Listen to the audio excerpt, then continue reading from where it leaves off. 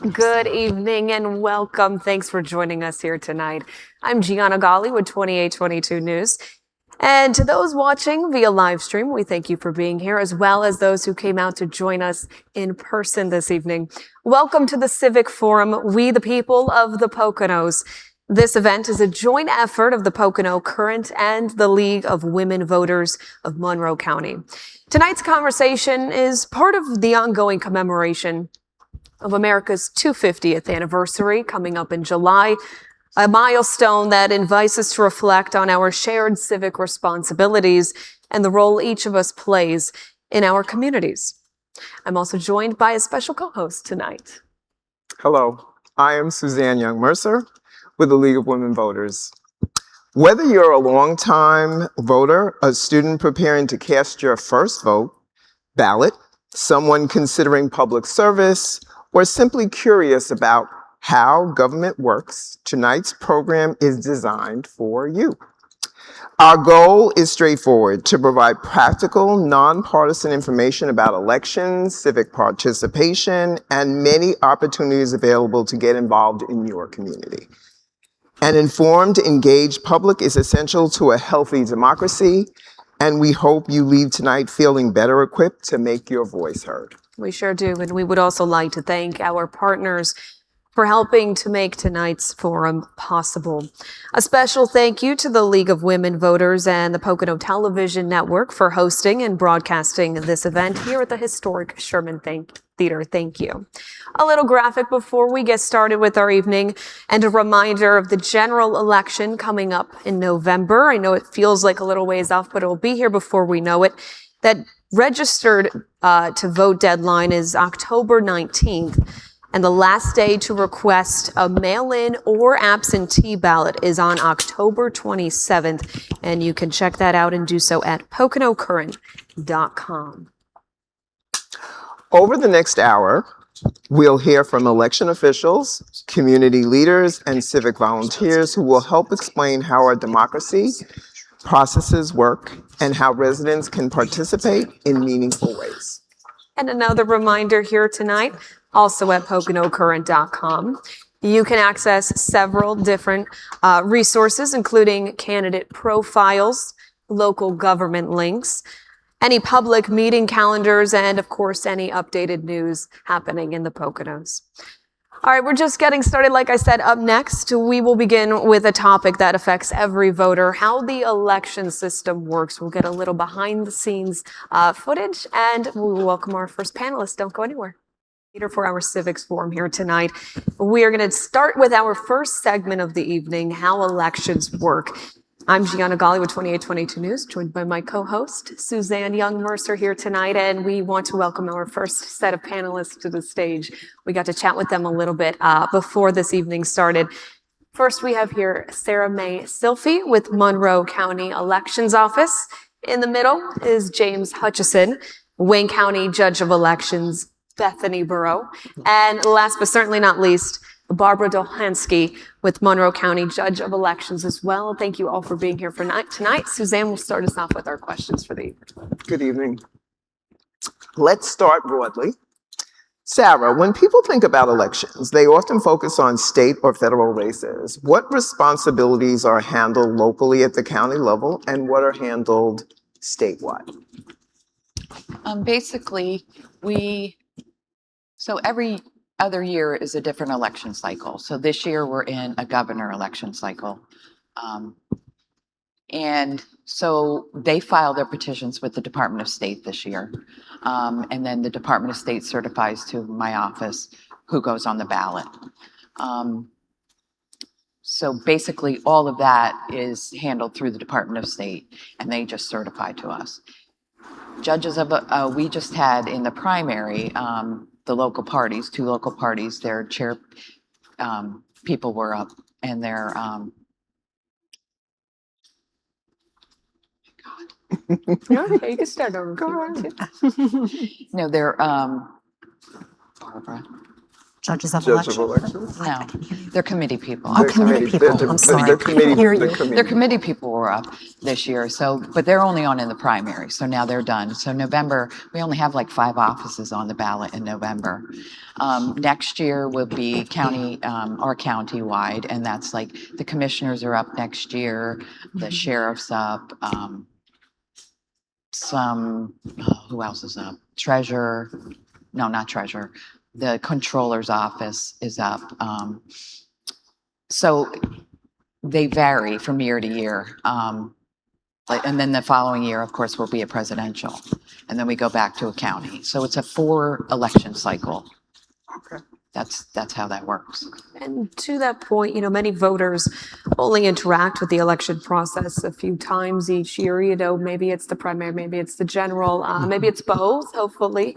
But James, can you walk us through what happens inside a polling place on election day, and then specifically talk about your role as judge of elections? Absolutely. Well, first of all, I just want to thank you, Gianna and Suzanne, for facilitating this event, and the League of Women Voters, Pocono Current, Sherman Theater. I appreciate everyone who is involved in tonight's event. So I do serve as judge of elections in Wayne County, and I preside over a very small precinct, Bethany Borough. But I work closely with our director of the Bureau of Elections, Amy Christopher, in Wayne County. And I've been in this role since about 2020. And my responsibility as the judge is to help make sure that Election day runs smoothly and efficiently for the voters. We want to make sure that every eligible voter is able to cast a ballot. And we want to answer any questions that they might have to make it as accessible as possible.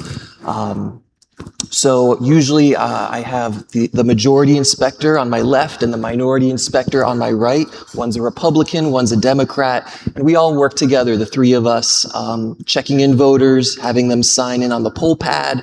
I usually record the voter's name and print it, in a handwritten way, and we check that list up against the number of ballots that were recorded at the end of the night. Our minority inspector hands the ballot to each voter, and so it's a pretty, I would say, simple process, and we want to make sure that voters don't feel intimidated, that they are encouraged to vote and make their voice heard, because democracy is essential to our country, especially as we celebrate the 250th anniversary. So. And in other words, too, it's almost like everything in that night gets tracked in some form. Barbara, I know you serve in a very similar way. Does this sound familiar to you too? Yeah, it does. I mean, I was going to address all of the security measures that take place in the polling place, and if you want, I could go over that real quickly.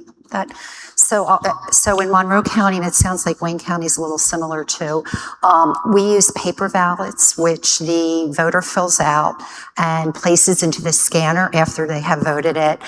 There are procedures in place throughout the day that ensure that, as James said, that the integrity of the process is upheld, and poll workers are trained in these procedures. And I'll get a little into the details. Before the polls open, we actually produce what's called a zero count tape from all of the scanners to show that the machinery has not been tampered with at all. And that is actually posted, and voters that come in to vote can ask to see that. So there's some transparency there. When we move into the process, we do also use poll pads to check in and verify voter eligibility, and the voters sign the poll pads, and we also record their names on a paper form as well as the backup. And it's important to note, and as the judge, we get asked this question a lot, the poll pads and scanners are not connected to the internet. There's no outside ability for someone to hack this equipment. But what does happen, and I'm in a little bit of a larger polling place, there's around 2,400 registered voters in my precinct. Within the actual polling place, the poll pads can communicate to one another through Bluetooth. And what that prevents is that me as a voter, I could go in the morning, I register on one poll pad and with clerk 1, and I cast my ballot. And then I can come back in the afternoon and maybe check in with clerk number 2 and grab a ballot and vote that. That can't happen because the poll pads would catch that, and you would be marked as voting already. The voter fills out the ballot, they place it in the scanner themselves. The poll workers are not allowed to grab the ballot and place it in there for themselves unless they are asked. The voter asks for assistance, and then the ballot drops into a locked box or bag. If the voter can't be issued a ballot, they can vote provisionally, and the minority inspector and the judge oversees and administers that process. And it's important to note that the county election board actually validates their eligibility to vote after the election, after election night. So we, the poll workers, are not involved in that at all, but we want to ensure that they can vote that ballot. So at the end of the night, each scanner produces a paper printout that lists the results by office and candidate. The ballot boxes are secured with ties. The USB drives are taken out, and they are delivered to the election office. The judge fills out lots of reconciliation paperwork, which gets delivered as well. And the final act of transparency is that the poll workers, we post one of the tapes from each of the scanners on the front door so that the public can actually come and look at the tapes and look at the counts that are out there as well. The other thing that we allow is poll observers can be inside from 6 a.m. till we close the polls and walk out the door at 9 a.m. or 9 p.m. And they can sit there and observe the whole process. So that's another form of transparency in place for the election day. And a lot of preparations that go into that as well. Yes. Maybe people don't realize, the more hands-on you can be, the better. And that, monitoring sort of what's going on, because it's an early start in the day for you guys, for the voters as well. And then, like you said, going till 9 o'clock at night, there's a lot of time in between of who's coming in, keeping track of the numbers. Yeah. Thank you for sharing that. We have much more coming up after the break. Within our next hour here, we will hear from election officials, community leaders, and civic volunteers who will help explain how our democratic process works and how residents can participate in meaningful ways. We have another graphic for you to check out and a reminder also at PoconoCurrent.com. Civics 101, and we would like to welcome our second group of panelists here to the stage. We have Renee Clark with us, Marta Gouger, and Avery Ohliger. Thank you guys all for joining us this evening, joined by Suzanne again. So welcome. I'm Suzanne Young-Mercer with the League of Women Voters, joined by Gianna Galli of 2822 News. You're watching the Civic Forum from the historic Sherman Theater, streaming on PTN and the 2822 News app. Understanding elections is essential, but civic engagement doesn't begin and end at the ballot box. Gianna? Yeah, there are many ways residents can contribute to their communities throughout the year. And that is exactly what this group is here for. We know, Renee, you are also part of the League of Women Voters. Yes, I am. Avery, you're a college student, so we're going to get perspective from sort of the younger generation here tonight. And Marta, you're with Times News in Lehighton, Yes. and it's nice to see you again because I was with you for our first forum here at the Sherman Theater a couple months ago now. Yes, good to see you. So thank you guys for joining us. We'll start with our questions. And Suzanne's going to start us off. Let's begin with a simple question. When people hear the term local government, what does that actually mean in everyday life? What decisions are being made that directly affect residents? Anyone? Local government shapes the quality of the life that we have in our community, our families. And it's so vital that we understand that we can be part of that shaping and the participation that we do as residents of the county or the local areas, neighborhoods. We can make sure that not only our quality of life is very enriched, but it continues in the future for other generations. Many people say they want to be more informed, but maybe aren't sure of how to be or where to start. What's the easiest way to begin attending maybe public meetings or following local issues, or even being here tonight at this forum? So I have to say, one of the easiest ways to learn is to read the newspaper, to watch the news. But the most important thing is, first of all, to know where you live. Local government is in charge of whether or not you can put a shed on your property, something as simple as that, something as large as taking care of bridges, taking care of roads, and taxes. Sometimes people don't pay any attention at all until they get that tax bill and say, wait a minute, what's going on? So the most important thing is to know where you live so you can attend the meetings, so that you can become involved, so you know what your rules are. One of the ways to find out what your rules are is to look on your government website. If the entity has a website, which we can get into a little bit later about transparency and what you're able to find out from your government. But check it out. Read your township newsletter. But most importantly, once you figure out where you live, is to go to the meetings. How many people can say that they've been at their local government meeting? I mean, they rely on the press to tell them what's going on, or Facebook to tell them what's going on. So find out for yourself. Find out who you're voting for and what they're doing once they're in office. I want to add to that point, Marta, really quick. The internet, social media has become a large factor in how people get their news, let alone their political or election education. How impactful and effective would you say that is?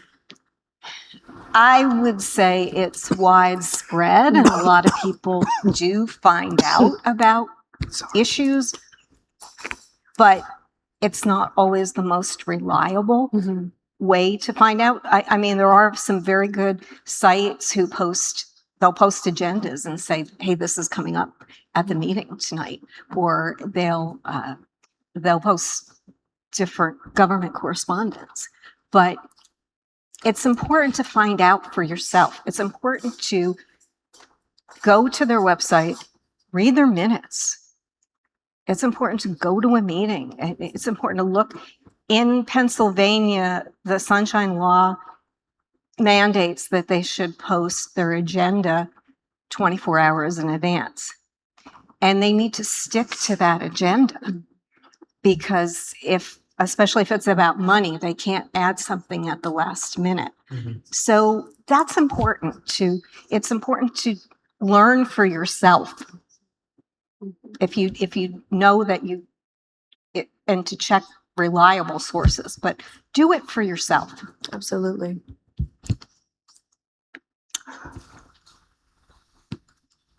Public service isn't limited to running for major office. What are some important volunteer or appointed roles, such as boards, commissions, or committees, that people may not be aware of? Yeah, I think public service, like you said, certainly isn't limited to just going and being elected, running for office, running for, even on a township level, your board of supervisors or something along those lines. I even count just plain volunteerism as public service. I mean, you're doing this service to your community. So I think get involved with a community aid group, get involved with your local food bank, get involved with any of these groups that may not be necessarily in government, but there are plenty of government positions you can. For example, if there may be townships that are looking for people to be on a planning commission, that's an appointed position. If you're interested, you usually will put in a CV, and they may appoint you for that. There are also there are other commissions. You could be a part of, I'm sure that, I know Wayne County has stuff like the Upper Delaware Council, and various other commissions, organizations you can get a part of.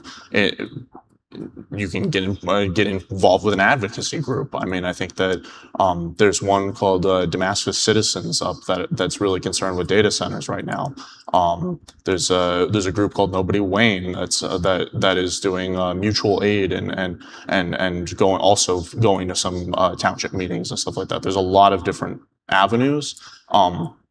And it doesn't have to necessarily be political. It could be like joining a local Democrat or Republican group. It can be as simple as just going and trying to help your community.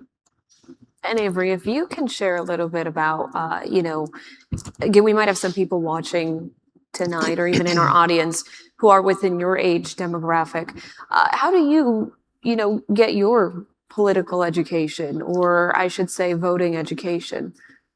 In terms of political education, I mean, I think, and I think this kind of goes into some advice I would give. Read as much as you can. Mm-hmm. Read the news, keep up on the news, read books.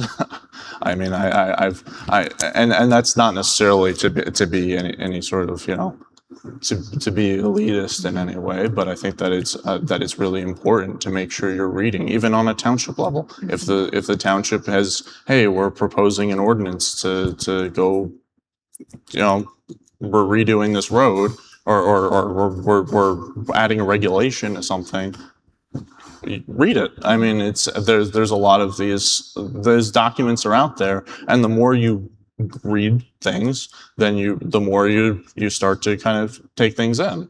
And maybe if you don't understand something, there are other avenues where you're able to figure it out. Of course, I mean, I've been to a few township meetings myself, and I know the board supervisors and solicitors are absolutely willing to hear public comment and also to inform people of how the process works. I'm seeing it myself. I'm doing a lot of freelance reporting on the data center issue in Wayne County, and that you see people coming to these public comment meetings, but people who are genuinely concerned about their communities and reading what's going on, trying to learn what they can, and then doing the heavy lifting, doing the legwork, and it's really inspiring to see these people doing such a doing this, because it felt like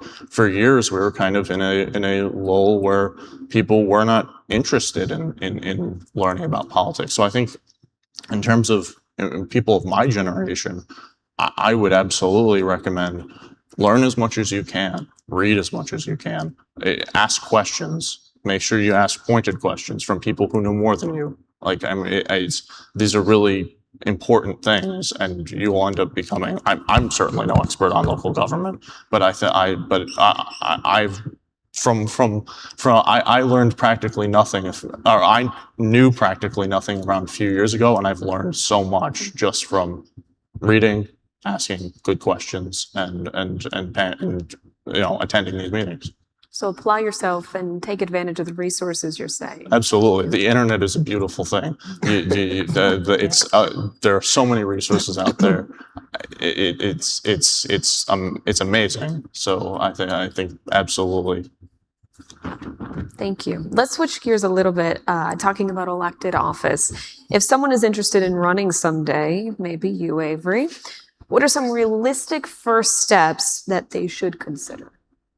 They need to dive into their community, because to say that you're going to run for elected office, you have to know where you are. You have to know your environment. You have to know from the inside out. So as Avery mentioned about the steps to take, and not just young people, but all people. There are a lot of people who are new that move into our community. So we always encourage them, please join a community organization and become involved so you can be educated about where you are. Then those other steps will follow through after you've gained enough knowledge, because you have to know who you're representing and what the priorities. We're in Northeast Pennsylvania.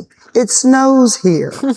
So it's not like maybe some other places that don't have the same demands that we have. So understand where you are, so then you can look forward to possibly being a leader within the community. I like how Renee pointed out that it snows.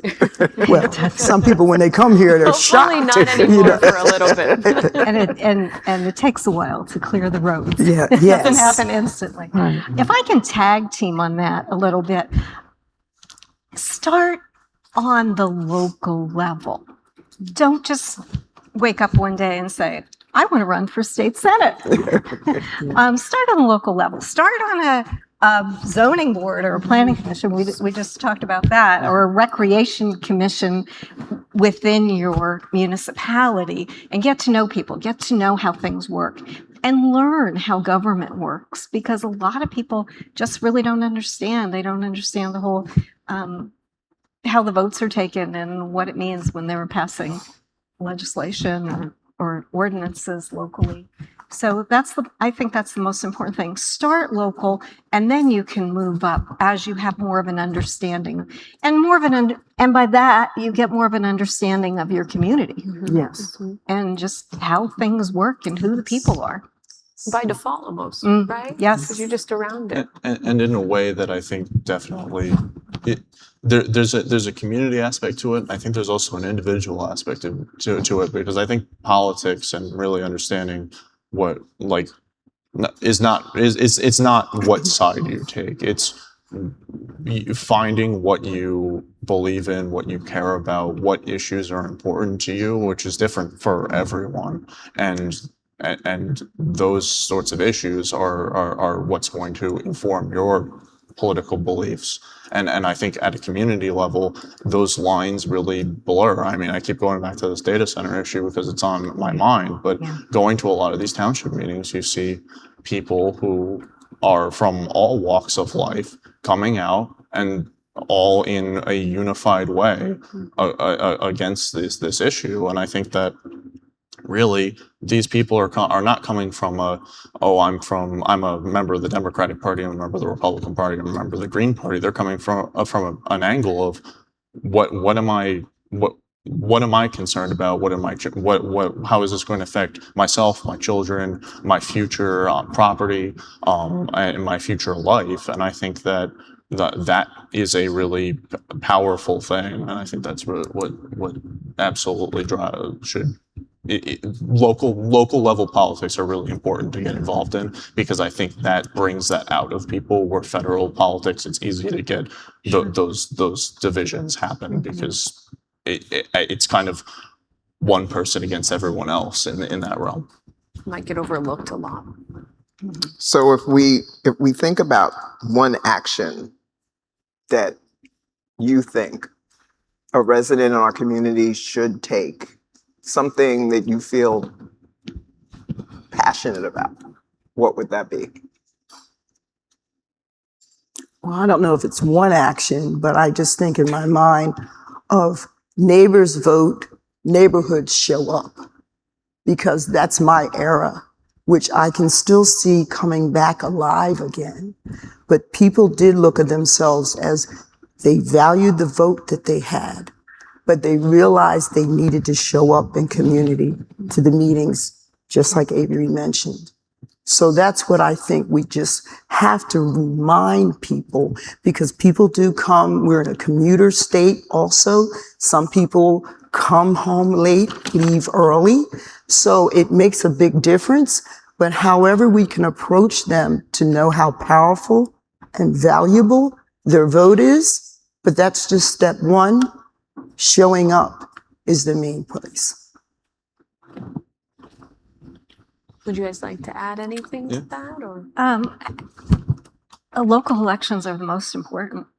I mean, a lot of people overlook local elections, and every 4 years they try to figure out where their polling place is. But it is on that local level where it's so important, where all of these things that really, really impact your life happen.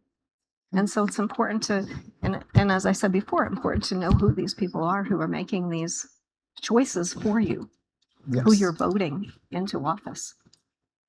We have time for one more question in this segment. Suzanne, I'll let you go ahead and ask.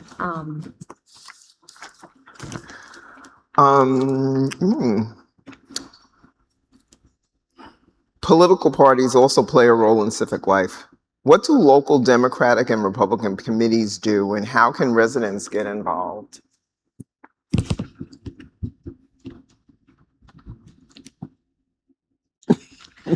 I imagine that all you have to do is show up. Well, I was going to say that, there are websites. Right. And again, as I think all three of us have said about, you have to do your own research. Right. Because at this point, and I know there are two parties, but the issues are very important. The environment affects both parties. The data center affects both parties. So what everybody's going to do when they're looking at these committees is how your priorities match their priorities. So I'm just saying that I would think that you would do your research, you would come to some committee meetings and make your own decision. And just to throw in there as an asterisk, Democrat and Republican committees, local committees are great. They bring people together along a party line. But I honestly feel like those are great for federal politics, for federal votes. I think for local government, the issues don't fall within those categories many times. I think many times you and your neighbor are a lot closer in maybe mindset and viewpoint and values than you really think you are. So I think that, and I think to respond to the prior question of like, what would you tell residents? I think I would tell them, put down the swords and get to know your neighbor. I think that that is one of the most important things that we can be doing right now. I think that the divisiveness of the country currently is a problem, and I think that not everything is political parties. There's a lot of other issues too that intersect, and sometimes there are some sayings that sometimes you can't tell the difference between the two in terms of where they fall on some issues. I mean, I don't think that's necessarily I don't think that's necessarily wrong. I think a lot of these things, there's a lot of basic values that come together, and we're really a lot more similar than we think we are. Avery, Marta, Renee, thank you for joining us this evening. Your time and educating everybody here tonight. A little bit more from each of your perspectives. We appreciate it.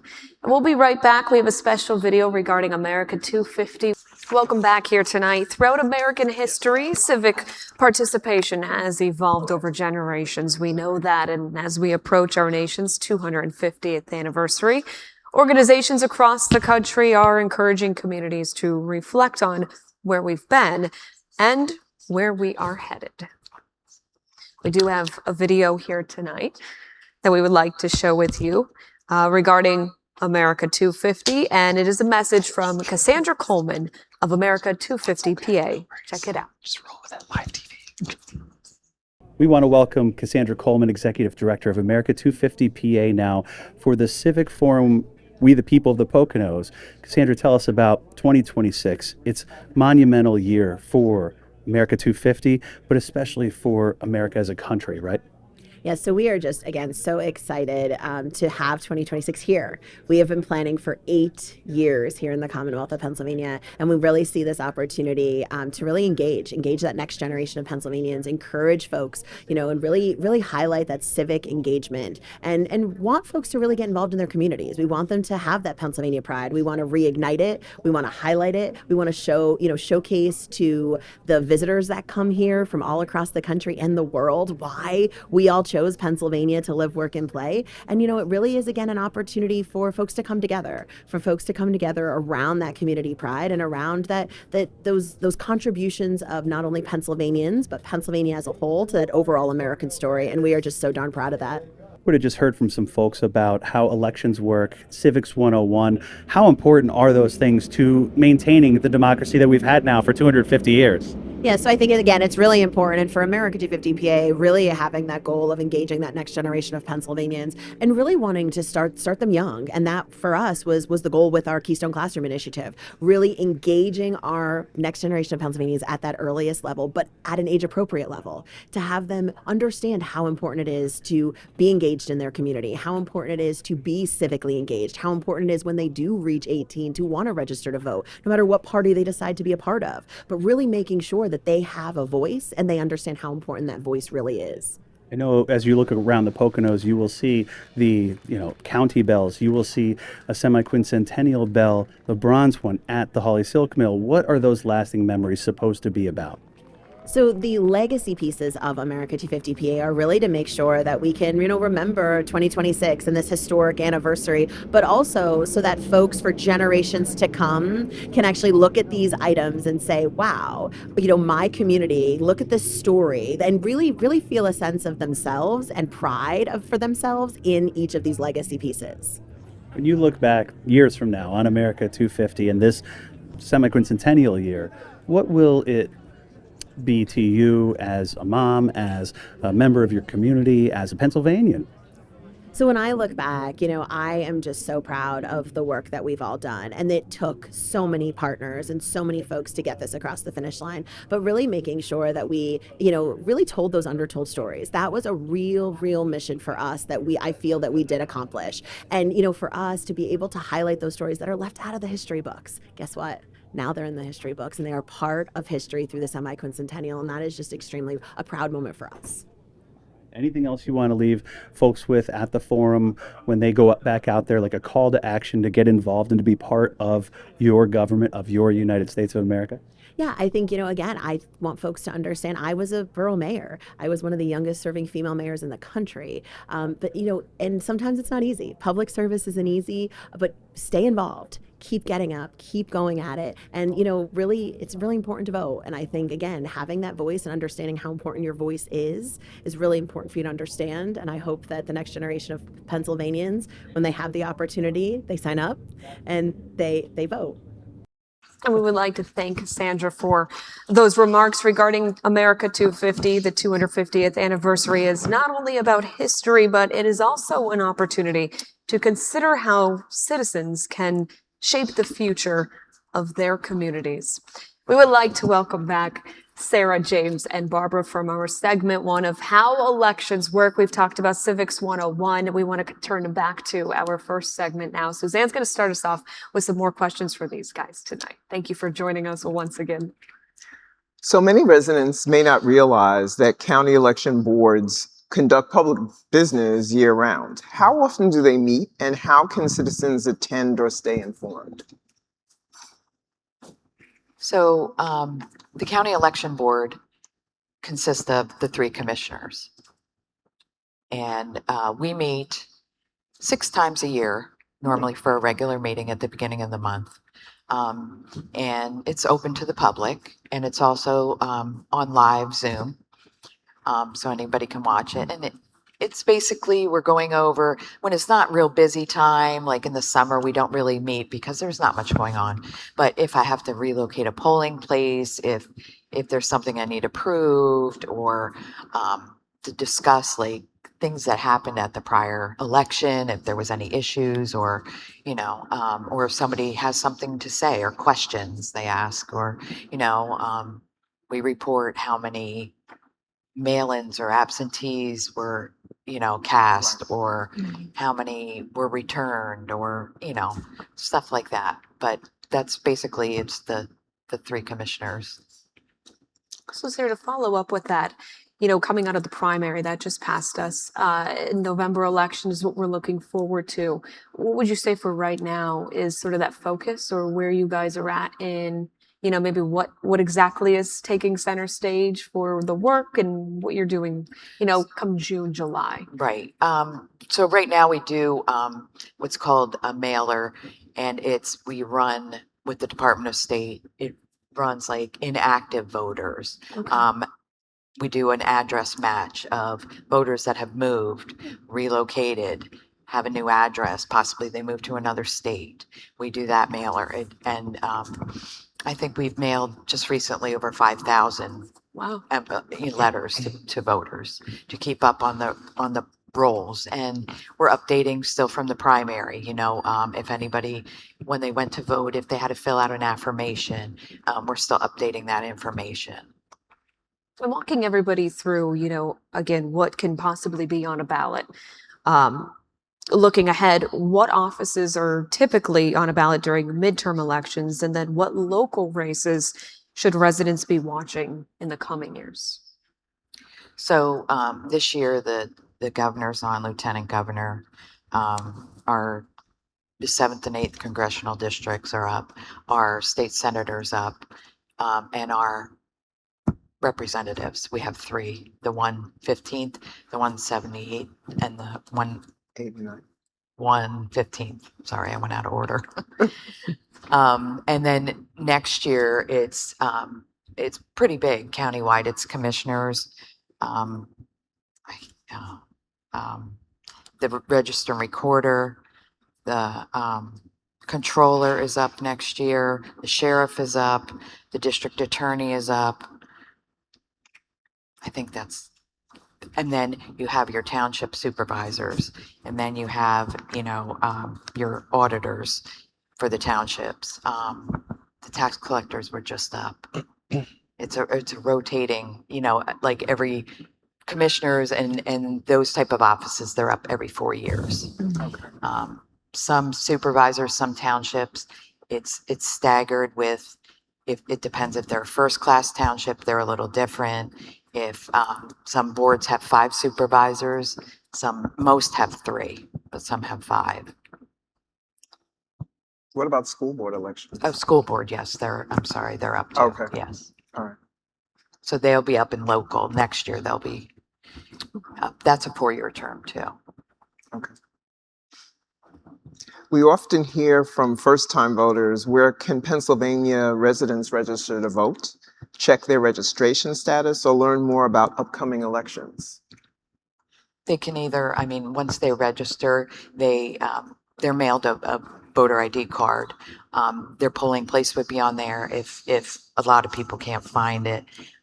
There's on the Department of State website. They can register to vote. They can apply for a mail-in ballot. They can apply for an absentee ballot. They can change their address, whatever they need to do. That can all be done online now, which is nice. We still have paper forms, obviously, but it makes it easier for us. We used to have to hand enter everything, and they can actually look for their polling place if they're registered to vote also on that site. Different options for everybody. Yes. Almost, and whatever your liking is. Yeah. James and Barbara, for you both, provide one thing that every voter should know before heading to the polls, and maybe specifically on election day. Before walking in there, what should be going through their mind? Well, I think maybe the most obvious thing is to make sure you're going to the right polling location. It sounds funny, but Be a good start. it is a good start because, where I work as judge of elections for Bethany Borough, we share the same, it's a little confusing. We share the same building as another precinct, and that happens occasionally. So we share a common room with Dyeberry, which has a lot more voters. So oftentimes voters will come to our table and say, I'm here to vote. And then we look up their name on the poll pad, and we have to tell them that they're actually at the wrong location. Fortunately, in our situation, all they have to do is just walk across the room. So it's not a big deal. But just make sure that you're going to the right polling location, the correct precinct. If it's a primary election, make sure that you're registered to a political party, because some voters don't realize that primary elections are just for nominating who the Republican and Democrat nominees are going to be in the fall. So occasionally we'll encounter a voter who's actually not affiliated with a political party. And we just have to tell them that, we hope to see you in the fall, but, the primaries are for Democrats and Republicans. But yeah, just make sure you have the right location, make sure you know your party affiliation. And then I would encourage all voters to educate themselves about who the candidates are, what the offices are that they're running for. That way we're not just going eeny, meeny, miny, mo. And honestly, it's one of the nice things about the mail-in ballots is it gives voters more time to really contemplate who they want to cast their ballot for ahead of Election Day. But definitely educate yourself and familiarize yourself with the agendas of every candidate. Anything you would like to add to that I'll really just quick, add Barbara? just two other things. No voter really should feel that they're going to be turned away when they go to vote. If they go to a wrong location and they can't get to their right location because geographically it's too far for them to go, or they believe they're eligible for other reasons, they should always receive a provisional ballot, have it filled out, and let the county election board determine the eligibility. Is the best practice that we follow here in Pennsylvania. Also, there's a lot of discussion and talk about voters feeling intimidated when they go to the polling place. And no voter should feel that way. No electioneering can occur within 10 feet of the polling place, and that voters should be aware of that. However, if they feel that something has gone wrong, they should report it to a poll worker. They can also report it to the Department of State or even the county election office. So those are two things that I think that is also important for voters to know too. Got it. Very happy you can all join us for more of tonight's segment. Barbara, James, Sara, thank you guys for joining us. That concludes our questions tonight for the panelists, but there's still more coming right back after the break. Don't go anywhere. We do have a few last reminders for you before we go from our Civic Forum here at the Sherman Theater. I'll let Suzanne finish us off for the evening. Tonight, we explored election, public service, civic participation, and the many ways residents can make a difference. Democracy is not limited to election years. It is shaped every day by people who choose to stay informed, participate, volunteer, vote, and serve. That is including everybody here watching tonight on our live stream, for those in person who attended tonight's forum out in the audience. A reminder that you can go to PoconoCurrent.com to learn more about registration deadlines, candidate profiles, and so much more regarding voting and election season. We would also like to show you another image here from earlier in the night. Let's go ahead and take a look. PoconoCurrent.com. You can access several other resources, including candidate profiles, local government links, public meeting calendars, updated news that's happening right here in the Poconos, sort of like all of our panelists have talked about tonight, ways you can get informed and keep up with that election and voting education as our seasons go on. Another deadline, the October 19th deadline is the deadline to register to vote, and ahead of our November 3rd general election coming up in a few months. And that last day to request a mail-in or an absentee ballot will be on October 27th. So make sure to jot those deadlines down. We'd like to thank our panelists, our audience, our live stream viewers, and the League of Women Voters, the Sherman Theater, Pocono Television Network, and everyone who made the forum possible. Thank you for spending part of your evening with us. We encourage you to stay engaged, stay informed, and of course, continue participating in your community when it comes to all things voting and election season. And of course, America 250 coming up right around the corner. And remember, you can get all of your latest information as well at 2822news.com. You can find out all of your latest voting, and same with election. As you know, our months continue here all the way to our next election season in November. But for now, Gianna Galli here at 2822 News. It's been a pleasure to be here. Suzanne Young-Mercer with the League of Women Voters. Thank you so very much for joining us.